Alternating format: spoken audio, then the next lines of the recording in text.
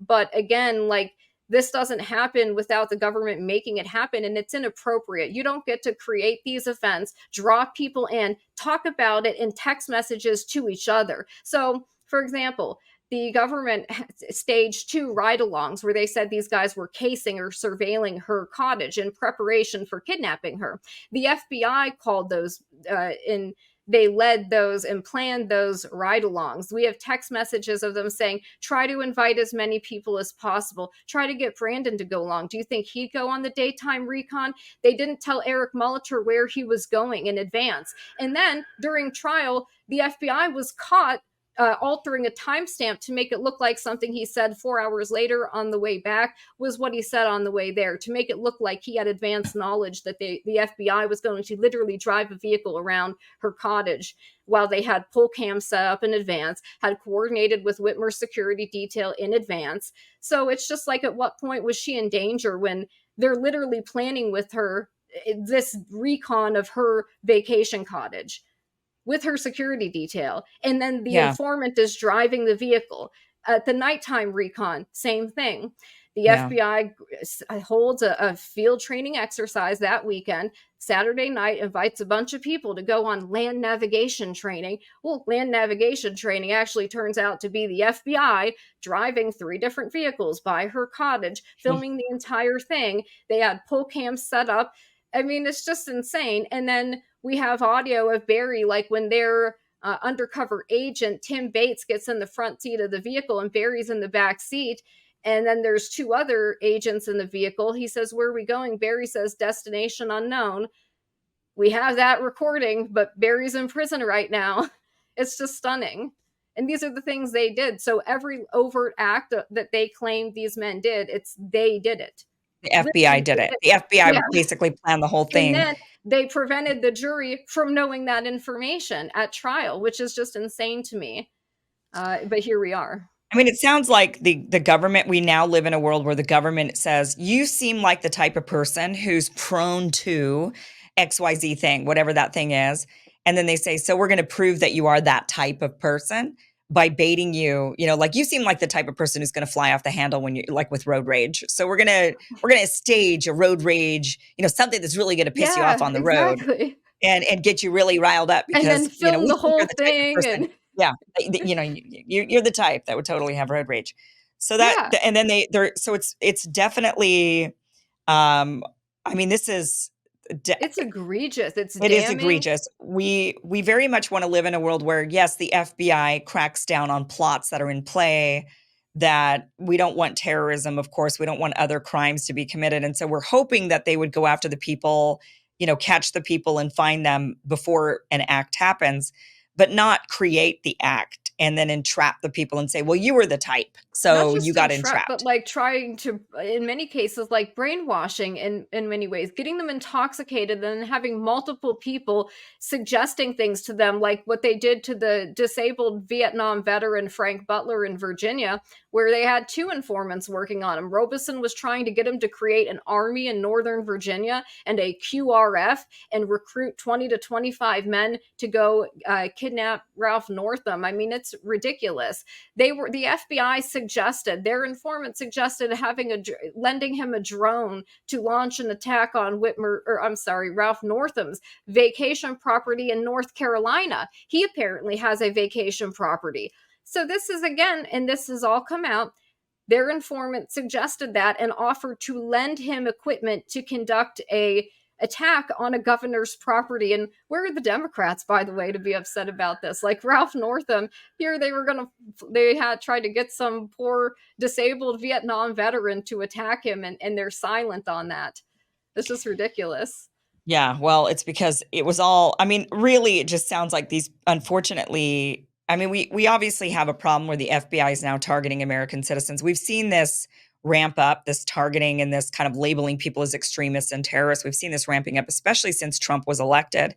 Sounds like these guys were really more of a victim of the go after Trump mindset, where it's because, this happening in March of 2020. And then, this is before the election. And they're saying, look at these right-wing extreme. This is what Trump does Yeah. to our country, Yeah, is what they're trying to show.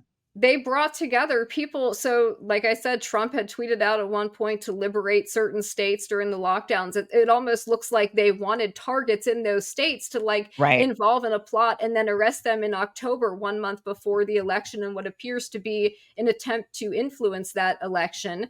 And it's just ridiculous. Like, here's one other thing to tie it to January 6th.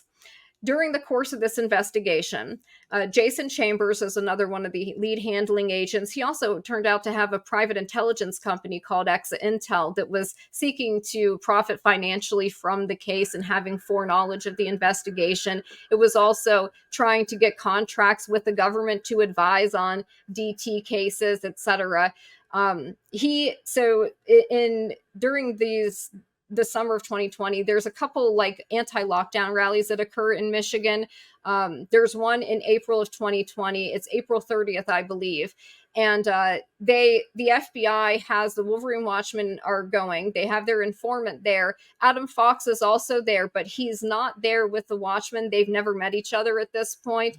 The FBI tells the Lansing Capitol Police to stand down, open the doors, and let everybody in. After their informant says, "Hey, I think the Watchmen are getting ready to do something."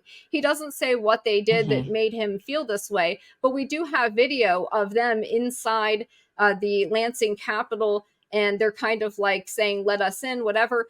They stood in line. They went through COVID like temperature screening. Like, they got their temperatures checked before they went in. They showed up in their kits. They had their gear, but so did tons of people. And while they're in there, like, the FBI is getting these pictures of them, and then those pictures go into the media the next day of like, "Oh, look at these right-wing militia groups storming capitals."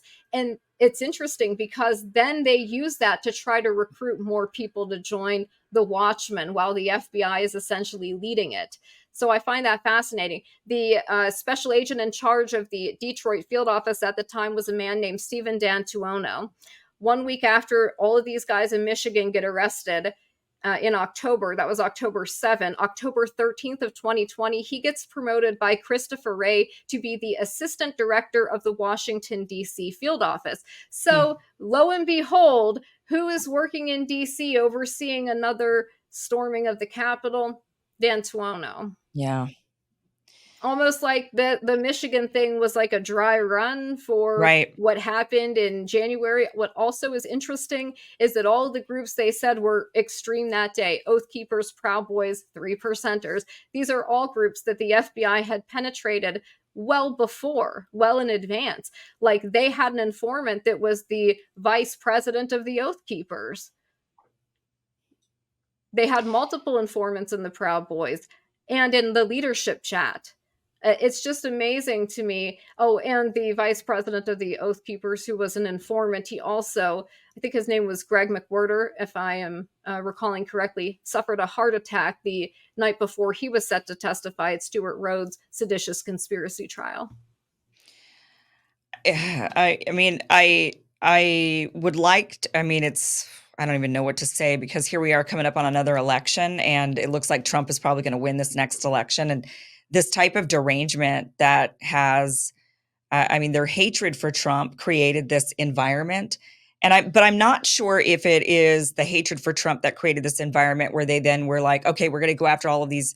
Now we have a problem with domestic terrorism. And we even heard Biden, when he first became president, he gave a speech saying that the number one threat in America is domestic terrorism. It was Yeah. like, what are you talking about? What domestic terrorism?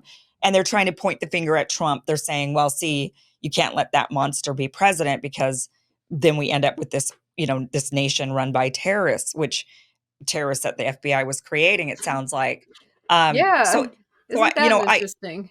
I've, on one hand, I feel like, okay, this has got to end at some point, right? Because I mean, Trump, hopefully he wins again. I say that because for a variety of reasons, but one big reason to have him win again is just to get this over with. I mean, he's president again. He can't be president again after that. The 4 years will be up, and then these people can maybe get back to normal. Like, stop with their derangement. Stop talking about him.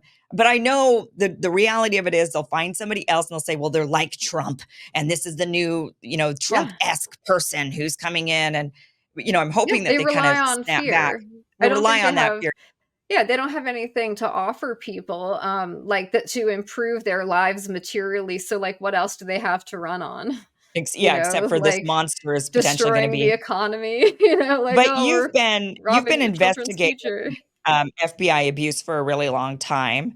Do you think that this is just is this like fairly new, the FBI doing these types of things, or is this something that they've been doing for a long time that predates even Donald Trump? Oh no, they've been doing this for a very long time. I would say almost probably since their founding, they've been involved in political influence operations and things like this. We all know about COINTELPRO. There was another FBI operation called PatCon that was targeting right wing militias and like Christian identity groups in the late 80s, early 90s. There was a PatCon informant, John Matthews, who has come out and said things like Ruby Ridge, Waco, Oklahoma City were PatCon operations. And so the FBI has a history of doing just this, right? Targeting groups who they say are extreme and dangerous, putting their informants in place, and then trying to make something happen. Or at the very least, they're putting their people in like leadership positions of these groups. They are effectively running them. I think that's terrifying. I think it's terrifying that now in the internet age, they are able to not just create like physical groups, but they can create internet groups and funnel people into places online specifically for this type of thing to radicalize people and then set them up in hoaxes like this. And I'm sorry, but every time there's like a mass shooting event or something of this nature, every time I look into it, it's like previously on law enforcement's radar, you know, or there's a contact with an informant or something. So it seems to me that they're involved in manufacturing a lot of crimes that they can then swoop in and say, look, we foiled this, justify their existence, but also their continued expansion of, look at this new threat, right? First, it was the global war on terror, foreign terrorists, and Islamic terrorists, and now they're saying the new threat, and they're even saying a new domestic war on terror is what they call the insider threat, right? The right wing militia types, like uh, that's obviously their new target, right? And so they just create these things and then they say, you need to justify giving up your rights so we can keep you safe. You know, we need to expand. We need more money for our budgets. In fact, the FBI just got approved for their new headquarters in Maryland, that is a building that is going to be Mhm. twice the size of the Pentagon. Yeah, at some point, I think as a country, as citizens of this country, we have to realize that this, the over policing of not only domestically, like with this FBI massive expansion, but also internationally with our war machine. You know, we've got this heavy police culture where we're really big into just that military, that militant kind of mentality, I guess, that and creating problems where there are no problems or where there would be no problems or where we should just kind of mind our own business or just let things be. And yet, I mean, this is it kind of it happens, it seems, on every level of our society. From, you know, and I kind of get, I mean, I was never a defund the police person, but I kind of get where that comes from because because I am kind of Mhm. I'm a defund the FBI, defund the military person. So, Exactly. right, I mean, it's just the bigger version of the same sort of thing. You know, I'm sure there are a lot of people inside of communities that would talk about police corruption on a community level and say, well, they set us up, they entrapped us, they, you know, Yeah. you know, it wasn't me. If it wasn't for the police getting involved in this, then it wouldn't have happened. You know, I'm sure it's happening even on a small scale in the communities. We Mhm. definitely see it happening on the military level on the grand stage, and then we also see it happening with the FBI in these plots and these capturing and entrapping people, trying to capture them. Like I said, just kind of playing up on their flaws, like finding flawed people and then saying, oh, well, you're prone to this, so we're going to just make sure you do it. We're going to lead Right. you down that path. Yeah, you're very outspoken online, so you're dangerous. I mean, for Brandon Caserta, if you look at the actual charging documents of like what the FBI says their predicate was for opening an investigation on him, it's literally like First Amendment protected activity. Oh, he expressed anti-law enforcement sentiment or like Hmm. anti-government sentiment. Then they talked about like he had the book None Dare Call It Conspiracy and War is a Racket or whatever. Like they actually put in his charging documents that he had these books. Those are thought crimes. That's not actual like an actual crime or a proper predicate for opening an investigation into somebody for DT or whatever. That's ridiculous, and yet that's what's happening. And it seems like that's happening with increasing frequency, that whatever they're identifying people online that express certain sentiments and then trying to find a way to like get them to do something. And I think that's concerning. It sounds to me like we definitely need to defund the FBI to a degree. They need to be shrunk a bit. And I do think actually we could use them and just put them into some of the community police departments that are lacking police, that then, they're now allowing, like in San Francisco or something. They're like, "Oh, you can shoplift $900 worth. It's fine now. We're going to let that go because we don't have enough people to deal with it, and we're focused too much on these hate Yeah, crimes instead." we will allow violent criminals Right. out of prison, but then we will arrest a group of people who we say didn't commit a crime but conspired to. Yeah, Oh, they thought about it, they talked about it, they wanted right. to do it. Okay, so they should be put in Supermax prison. Adam and Barry are in Supermax. They're in Florence Supermax right now. For what? Because the FBI created a situation and, got enough evidence to make it look like they had done something when there was no Yeah. actual plot or plan or anything.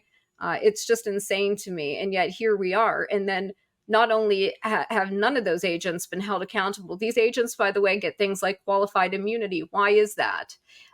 If a doctor does something wrong, like they can be held accountable through medical malpractice, right? You can sue them if they do something inappropriate or wrong or Yeah. negligent. Why are these agents given qualified immunity to go out and create things like this, and then they get rewarded with a Right. new headquarters and promotions?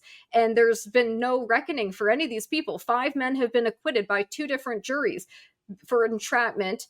We've got the other 5 appealing and will probably win their appeals. But one day in jail when you're wrongly convicted Right. is a day too many. And none of these agents, there's been no investigation into this with all the evidence that has come out. Nobody does anything. We have a weaponization committee that purports to be there to investigate the weaponization of government against the American people. I don't really know of a greater example like of a recent case that highlights this more than the Whitmer case. Just the Yeah. sheer number of informants they used, the things that they did, how they created and set up every situation or key event, as they call it in their indictment, was created by them. Why there's been no investigation to this is beyond me. But here we are. We'll investigate Hunter Biden again, I guess. Right. So tell us, when does this documentary Kidnap and Kill, an FBI Terror Plot, which is about the kidnapping plot against of Governor Whitmer and the FBI going after these guys, when is this documentary out? So we are in post production now, but unfortunately, because we're such a small team, like there's only 3 of us really working on this, it's very difficult to give a set date. I've learned from past mistakes not to try to even estimate it Okay. because I'm usually wrong. I wanted it to be out earlier this year. We are editing now, and I think that we have decided to break it up possibly into 2 or 3 parts because it's just so massive. This is Yeah. 14 different people, their families, unindicted co conspirators traveling across the country, 4 different trials. So there's a lot of stuff. It's a lot of information. I don't think we can get it all into like one, hour and a half long film. Right. So we're focused right now on getting out part 1. And Okay. I want to say, hopefully, that will be out maybe 6 months. That's going to be the hardest one to do. That's going to be the longest and biggest one. The other ones are going to be sort of the follow ups to that because this case is still ongoing. There are 5 men still wrongfully, in my opinion, incarcerated, trying to appeal their convictions to the best of their ability, minus all of the attempts to sabotage their appeals. And so I'd like to get it out in a timely manner to maybe be able to help raise awareness and positively affect their appeals. But this project has been really, I've never made a documentary before. I was an independent journalist. I covered the Whitmer case as it happened. When Brandon was acquitted, I reached out to him to interview him. And I talked to him and realized there's so much I don't know. Like, we have to make this a documentary. So this is our first project, and it's a lot of work. So hopefully we'll have the first part out maybe in 6 months. But we've Okay. also crowdfunded all of this. So every trip I've had to make to Michigan, because I live in Northern Virginia, we've had to fundraise for everything, for my ability to pay my editor. If I raise more money, I can get it done faster, basically. I can hire more people. So Right. I just Right. want people to be patient. It is coming, though. And I'm very proud of the work we've done. I think people are going to love it. Well, people can donate. You can go to kandkfilm.com and you can donate towards the production of this documentary, Kidnapping, Kill, and FBI Terror Plot. Also on the website, something Christina mentioned to me before we started this interview is there's a section on there called Write to the Guys, and you can click on that, and that is where you can actually write to the 5 men who are currently in federal corrections or U.S. penitentiaries. They're in prison while they wait for their appeal, but they are in prison. And many of them are in prison away from their families. I can't believe they did that they actually carted them off. And, Yeah, put state prisoners in federal facilities across the country when they're not right. federal prisoners. Why? We never got an answer. The government still hasn't provided an answer or an explanation, but And there's going to making be a it hearing difficult for next their week about, families. Yeah. yeah, possibly bringing them back. So we'll see what happens with that. Okay, so it's kandkfilm.com. That link is down below. The documentary's coming soon, Kidnapping, Kill, and FBI Terror Plot. Christina, thank you so much for joining us and giving Thank us a you. breakdown of this case. I know it's like something that it happened, it was big. A lot of us followed it. A lot of us were disgusted by how much the FBI was involved in it and how these people seem to be entrapped into this, and it wasn't something that they naturally would have done on their own. And it's a story we can't forget because this is a huge problem. This is a problem that we need to be focused. I don't even know how we get our country back at this point. Sometimes I think about like the military industrial complex and then the CIA and the FBI and just how big all of this has gotten. And I just think, how in the world do we unravel this? How in the world do we reel this back? Once we give away our rights, they never give them back to us. And now we're in this That's right. situation with a heavy surveillance state and parents being labeled terrorists, just Yeah, it's gotten out of Catholics. hand. Catholics being labeled terrorists. I mean, it's just Oh, really and gotten out of now hand. they want to criminalize militia activity. They have proposed a bill called the Preventing Private Paramilitary Activity Act of 2024, That's which got is to a be against bill the that, Constitution. it is, of course, essentially criminalizes lawful, legal militia activity. So what that means is, so the other thing, these guys, the state prisoners, they didn't just get charged with providing material support, they charged them with gang affiliation too. So they said that if you have a group of people that are like 5 or more and you have similar goals and beliefs, then you can now be considered a gang. Well, Well, they'll this call bill, anybody a gang. I mean, if you have yeah, if any sort of any club could then be suddenly you a can now militia group be, and a not gang. only that, but then they can bring you up on gang charges. They can get the JTTF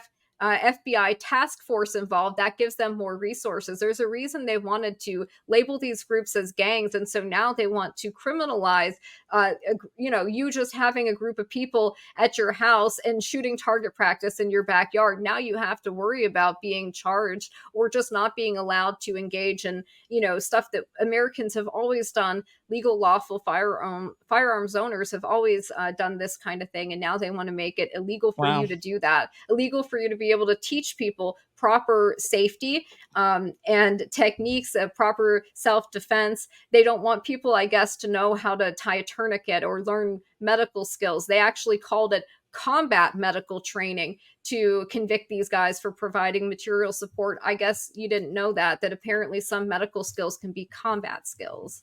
Oh, jeez. Well, watch out, knitting clubs, because what you're knitting could be considered medical supplies.